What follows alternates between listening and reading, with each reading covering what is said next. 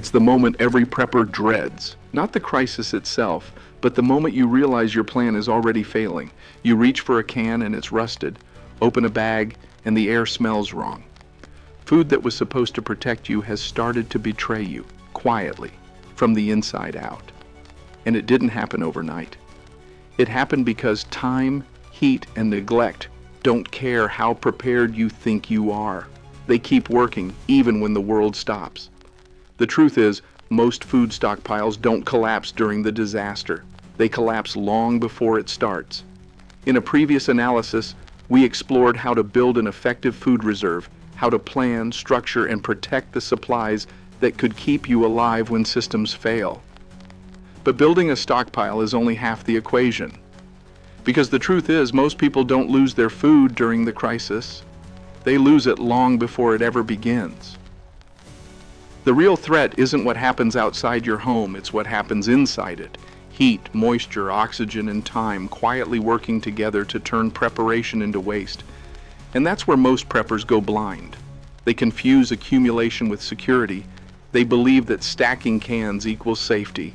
But survival isn't about how much food you have, it's about whether that food will still be there when you need it. In this video, we'll break down the 5 main reasons food stockpiles fail when it matters most, and how to prevent them from collapsing. Because your stockpile isn't just storage, it's your lifeline. And how you treat it determines whether it saves you or betrays you. If you want real strategies for resilience and survival, not just theory, subscribe. This is where we turn preparation into reality. The first thing that destroys a food stockpile isn't heat, moisture, or pests. It's time, because time is the one variable no prepper ever truly controls. Most people still imagine crisis scenarios as short bursts of disruption, something that lasts a few days or maybe a week before order returns. But that mindset belongs to another era. Modern collapses don't unfold in hours. They stretch across weeks, sometimes months. Power grids go down and don't come back. Borders close. Transport halts. Food production slows. And suddenly the temporary emergency becomes the new reality.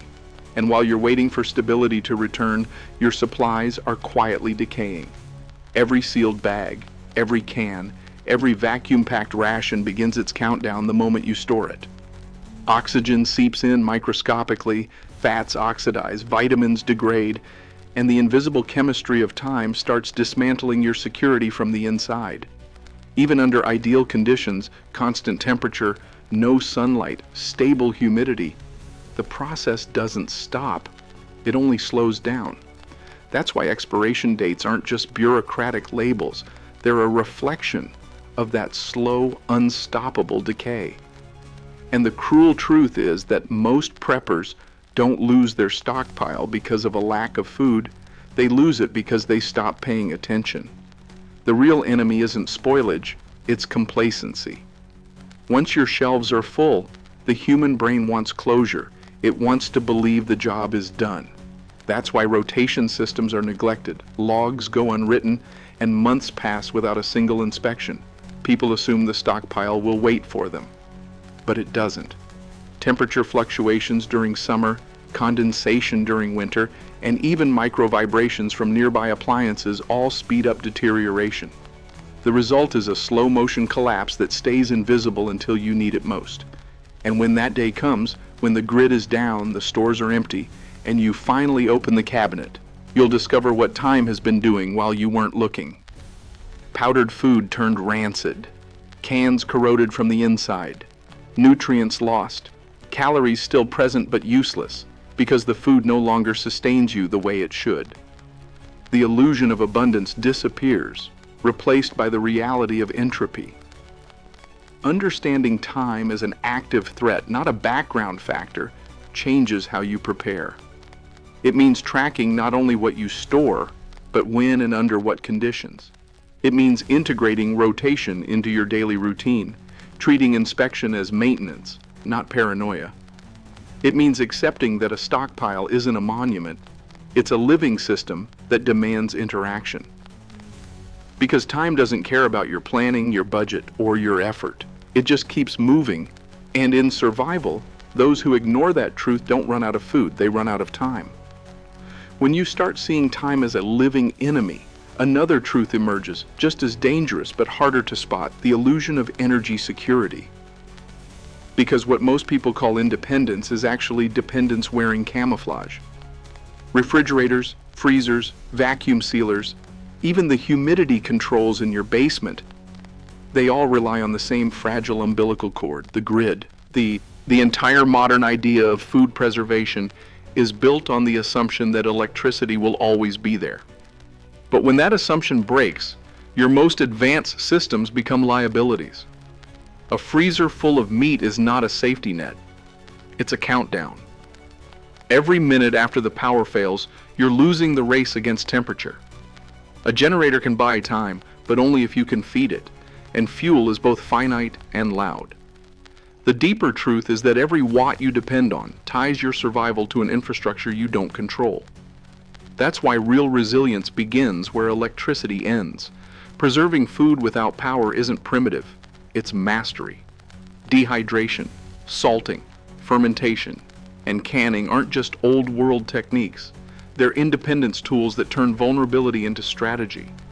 A dehydrated meal weighs less, spoils slower, and frees you from the tyranny of the freezer. Fermentation converts perishables into living, self-preserving systems, food that defends itself.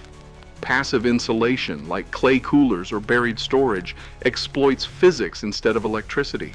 Even something as simple as storing dry goods away from temperature fluctuations can double their shelf life. The goal isn't to reject technology, it's to design for survival when technology disappears. Think of energy as a currency that devalues during crisis. The less you need, the richer you are. When your food storage can endure without a single watt, you've built real autonomy, a system that doesn't just wait for the grid to return but outlives it. Because true preparedness doesn't rely on power. It creates its own. And once you've insulated your food from the fragility of energy, the next threat comes from something far more human. The limits of space, order, and control. The silent collapse that begins not outside your walls, but inside them. Once you've broken free from the illusion of energy security, you start seeing the next weak point not outside your home, but inside it. Because even the best stockpile can collapse under its own weight if it's not managed like a living system. The third threat isn't scarcity, it's space, or rather, the silent chaos that grows inside it. Most preppers believe that accumulation equals readiness, that more shelves and more boxes automatically mean more safety. But volume without structure is fragility disguised as abundance.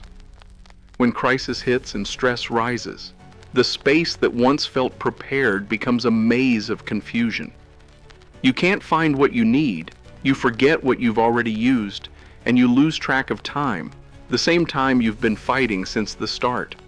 Logistics isn't about stacking cans, it's about controlling flow, the movement of resources through your environment, the way the military treats supply chains or hospitals manage triage. Every item in your home has a life cycle: storage, use, replacement. If you can't see it, you can't manage it. That's why accessibility matters more than quantity. In a blackout, you don't have minutes to dig through bins for the right can opener or fuel source. You need to know, by memory or by layout, where every category lives: hydration, carbs, proteins, medicine, hygiene. Visibility equals control. The most resilient setups use clear containers, simple labeling, and modular organization, small, replicable units that can move, stack, or be carried in seconds. But logistics is also biological. Heat, humidity, and airflow decide how long your supplies survive. Even a single degree shift or a damp corner can start a chain reaction of decay. Cardboard absorbs moisture, plastic traps condensation, and sealed spaces become greenhouses if ventilation fails. A storage room should breathe, cool, dark, dry, and stable.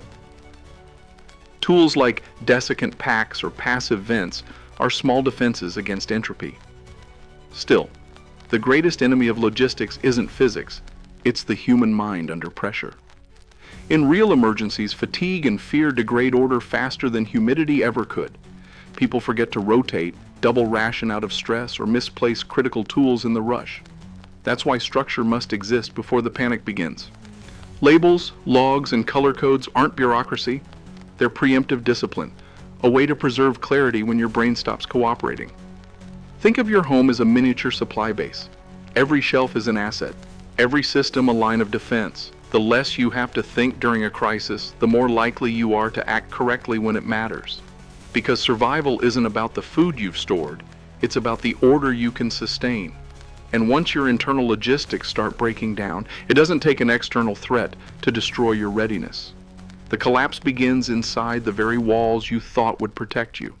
When every variable seems under control, the shelves sorted, the jars sealed, the temperature steady, the real test begins. Because the one element no prepper can fully predict is human behavior. Systems don't fail because of math. They fail because of people. Fatigue, stress, fear, boredom, they all pull at the edges of discipline until the plan starts to fray. In the beginning, everything runs with precision. Rations are logged, supplies rotated, meals measured. The rules hold because the situation still feels temporary. But as days blur into weeks, the crisis stops feeling like an emergency and starts feeling like life. That's when discipline begins to erode, not through defiance but through drift. You cut corners just once. You skip a log entry. You forget to reseal a lid because your hands are cold or your patience is gone. Each slip is microscopic, but together they change the system's rhythm. And when rhythm breaks, control follows. Long-term survival isn't a contest of strength, it's a test of consistency. The real enemy isn't hunger, it's monotony. The mind rebels against repetition. It craves novelty, reward, variation, and when it can't find them, it manufactures them in destructive ways. Overeating, mismanaging portions, taking unnecessary risks just to feel something different. That's why the best systems are built to manage not only resources but psychology. Structure reduces the cost of thinking. Routines, fixed meal times, scheduled checks, daily rotation remove the need for constant decisions, which is what keeps fatigue from turning into chaos. Visual order matters too. A clean, labeled, symmetrical layout reinforces a sense of stability when everything outside feels unstable. Inside a group, the challenge multiplies. Hunger, stress, and fear don't scale evenly. Some people collapse faster than others. Without clear communication, resentment grows. Someone eats more, someone forgets a task, someone stops caring. In that silence, morale erodes faster than food spoils. The answer isn't military control, it's shared ownership. Brief meetings, transparent logs, and small collective decisions create a feedback loop of accountability that keeps tension from festering. Because logistics are never just mechanical, they are behavioral systems powered by discipline. A shelf full of food doesn't guarantee survival any more than a map guarantees direction. Both depend on the mind that reads them. When discipline becomes rhythm, when order replaces impulse, survival stops being a reaction and becomes a state of control. That's not luck. That's design. Fatigue, discipline, emotion, everything you've built so far depends on how well the human element holds under pressure. But even perfect discipline can collapse if the system behind it stops evolving. Because survival isn't about following a plan. It's about constantly rewriting it as reality changes. And that's where most preppers fail. They treat their food plan like a finished product, not a living framework. Once the labels are printed and the shelves filled, they stop testing, stop adapting, convinced that a plan written once will somehow remain valid forever. But no plan survives contact with time. Every stockpile is built on assumptions.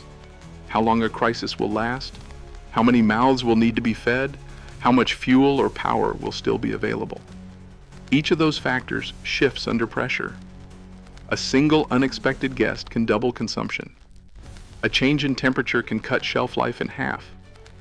A generator that breaks down transforms an entire freezer into waste. When your plan depends on fixed conditions, every variable becomes a threat. Flexibility isn't a luxury, it's the mechanism that keeps a system alive. That's why a real prepper doesn't just store, they test.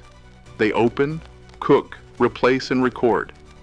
They simulate small-scale failures long before the real one arrives. That process, called adaptive prepping, turns theory into data. It shows how fast resources disappear, how habits shift under stress, and what parts of the plan actually hold. It also exposes the most dangerous illusion in preparedness: perfection. Perfection breeds paralysis. You hesitate to change what you've built because you've convinced yourself it's finished. But the moment you stop adjusting, the plan starts dying. A resilient stockpile is not static, it's a feedback loop. Observe, correct, evolve. Every time you repeat that cycle, your system becomes less dependent on luck and more capable of surviving chaos. And that's the real purpose of preparedness, not to control uncertainty, but to outlast it. Adaptation isn't just the end of the process, it's the bridge to something larger.